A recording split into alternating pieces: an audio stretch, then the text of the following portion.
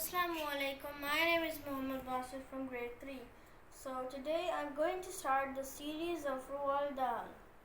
I'll start with this story, George's Marvelous Medicine.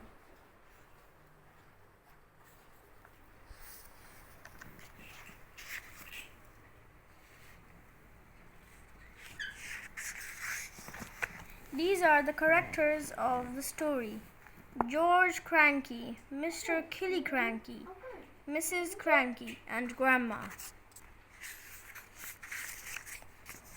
Today I will read 3 chapters of this story. Show me how many contents are there. What is the name of the story? George's Marvelous Medicine. George's Marvelous Medicine. Okay, he's making some medicine. Okay, this is a story. Yes. There are different contents.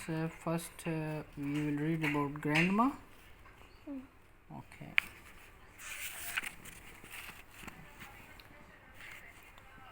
Grandma.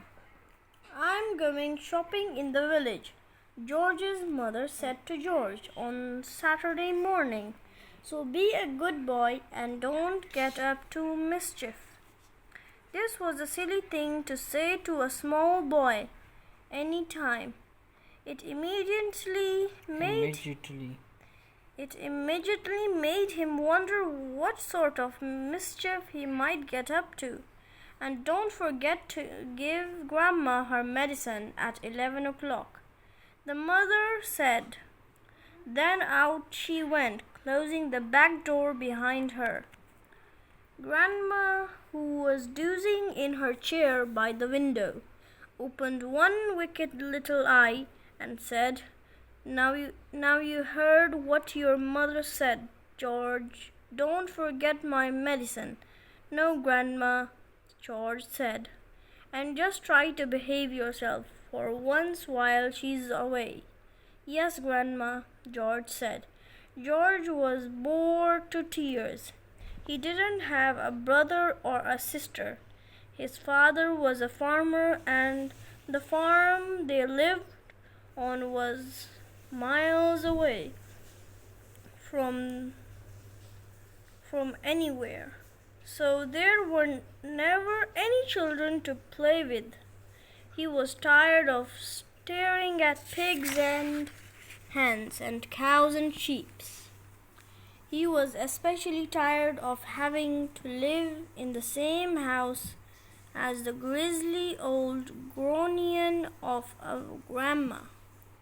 Looking after her all by himself was hardly the most exciting way to spend a Saturday morning. You can make me a nice cup of tea for a start, Grandma said to George. That'll keep you out of mischief for a few minutes. Yes, Grandma, George said. George couldn't help disliking Grandma. She was a selfish, grumpy old woman. She had pale brown teeth and a small, puckered up mouth like a dog's bottom. How much sugar in your tea today, Grandma? George asked her.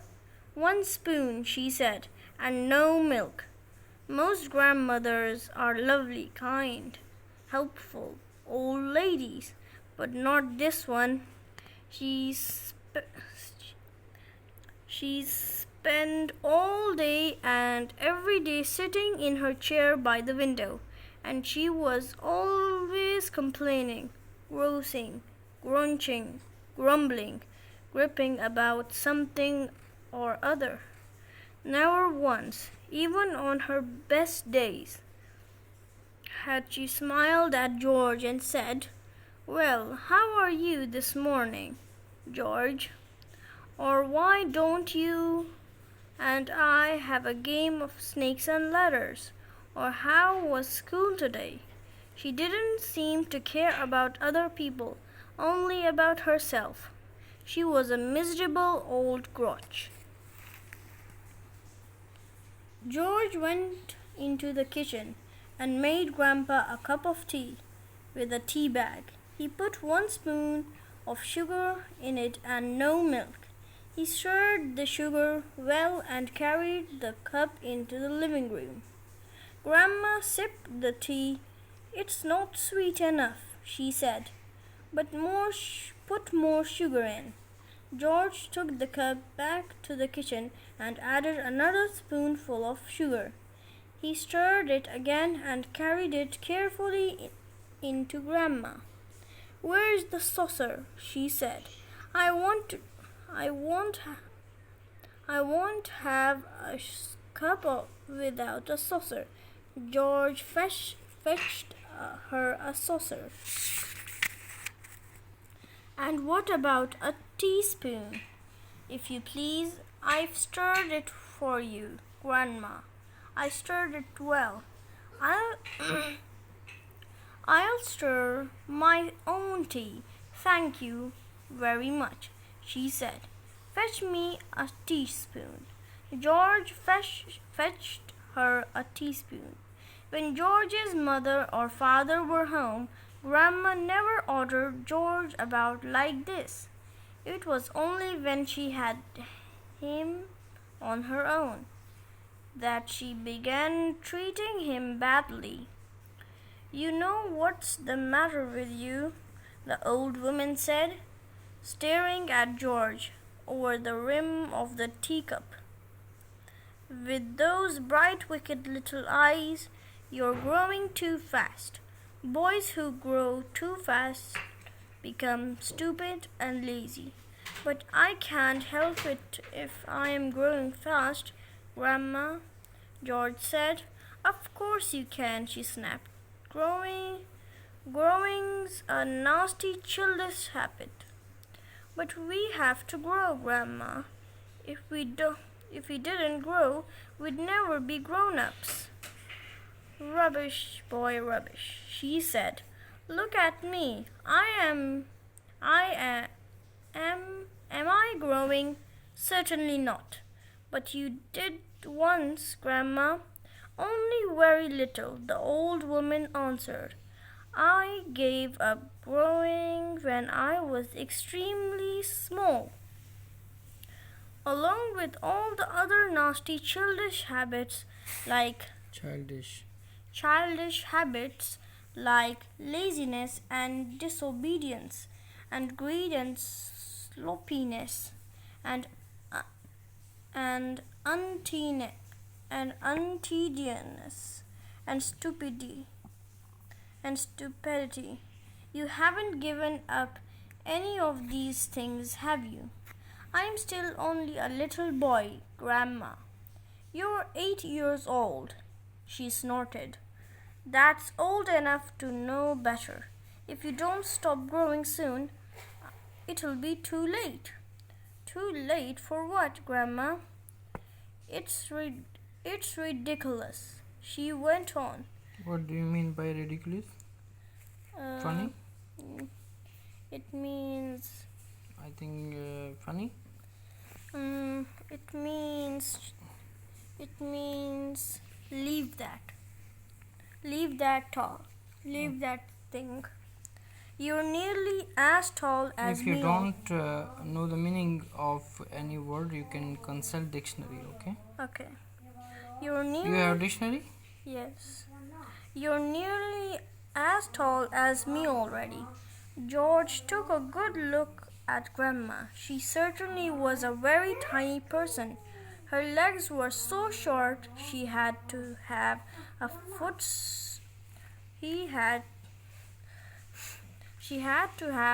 footstool to put her feet on, and her head only came halfway up the back of the armchair.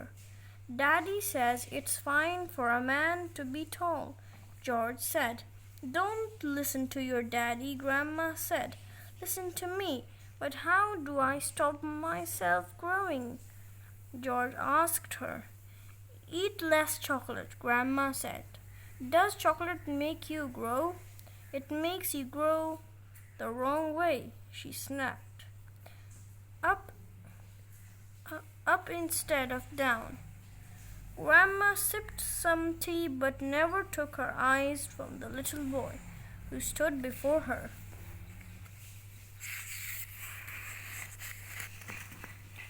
Never grow up, she said. Always down. Yes, Grandma, and stop eating chocolate. Eat cabbage instead.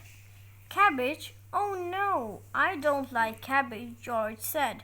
It's not what you like or what you don't like, Grandma snapped. It's what's good for you that counts. From now on, you must eat cabbage 3 times a day. Mountains of cabbage. And if it's got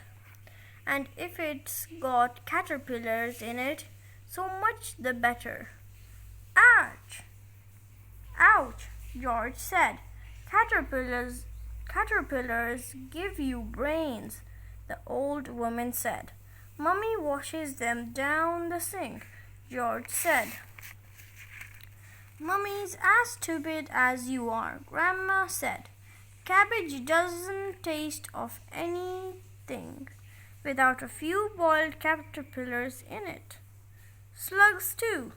Not slugs, George cried out. I couldn't eat slugs. Whenever I see a live slug on a piece of lettuce, Grandma said, I gobble it up quick before it crawls away. Delicious.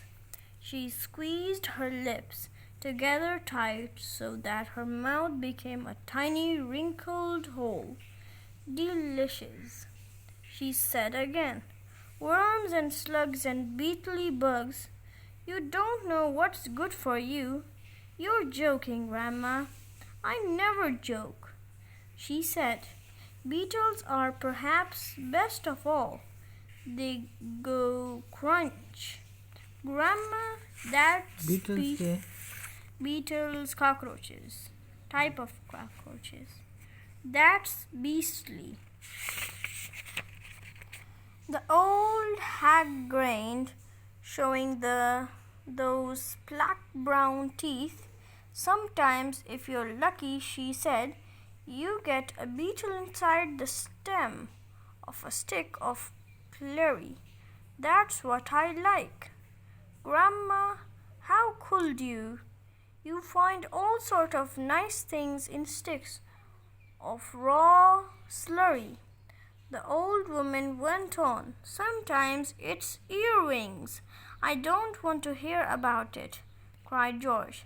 A big fat earring is very tasty, Grandma said, licking her lips. But you've got to be very quick, my dear. When you put one of those in your mouth, it has a pair of sharp nippers on its back.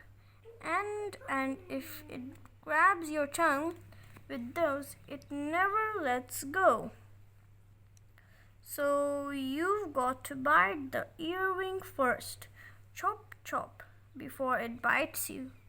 George started edging towards the door. He wanted to get as far away as possible from this filthy old woman. You're trying to get away from me, aren't you? She said, pointing a finger straight at George. You're trying to get away from Grandma. Little George stood by the door, staring at the old hag in the chair. She stared back at him. Could it be, George wondered, that she was a witch? He had always thought witches were only in fairy. Come closer to me, little boy, she said, beckoning to him. Beckoning. Beckoning to him with a horny finger. Come closer to me, and I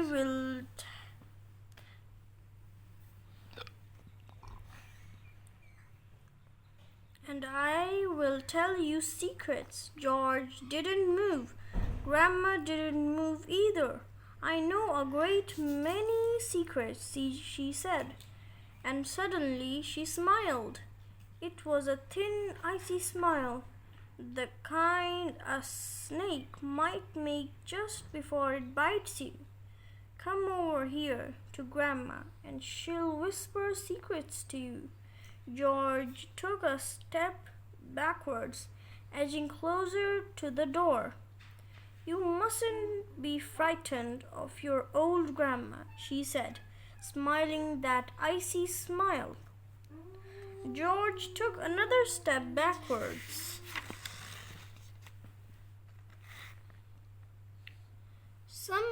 Some of us, she said, and all at once she was leaning forward in her chair and whispered in a throaty sort of voice George had never heard her use before. Some of us, she said, have magic powers that can twist the creatures of this earth into wondrous shapes. A tingle of electricity flashed down the length of George's spine. He began to feel frightened. Some of us, the old woman went on, have fire on our tongues and sparks in our bellies, and wizardry in the tips of our fingers. Some of us know secrets that will make your Wizardry in the tips of our fingers. Some of us know secrets that will make your hair stand straight up on end and your eyes pop out of their sockets. George wanted to run away, but his feet seemed stuck to the floor.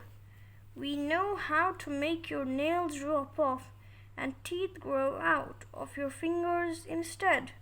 George began to tremble. It was her face that frightened him most of all. The frosty smile, the brilliant, unblinking eyes. We know how to have you wake up in the morning with a long tail coming out from behind you. Grandma, he cried out, stop. We know secrets, my dear, about dark places. Where dark things live and squirm and slither all over each other. George made a dive for the door. It doesn't matter how far you run, he heard her saying. You won't ever get away. George ran into the kitchen, slamming the door behind him. Okay, Basit, very good, well done. You start reading of the storybooks. So I think so. This is the end of the first content. So in the next video, we will. Next video will be about marvelous plan. You will read. Okay. So can you say something about the story in a very short summary? In a few sentences, can you say that the first chapter is about grandma character? Can you say something in summary overview? In this story, there is George. He's saying that his grandma is really selfish. So he was frightened from his grandma so much because his grandma was so terrible. Okay. This story has no any conclusion. That's why I ask you that there should be some conclusion. Because every story has some conclusion, but I think the story not end at this point. Yes. maybe take some more content. Yes. Okay, you will cover at the end of the book. Yes. Okay, thank you very much, Okay, Basit. thank you. Thank very you. much. Allah Hafiz. Allah Hafiz.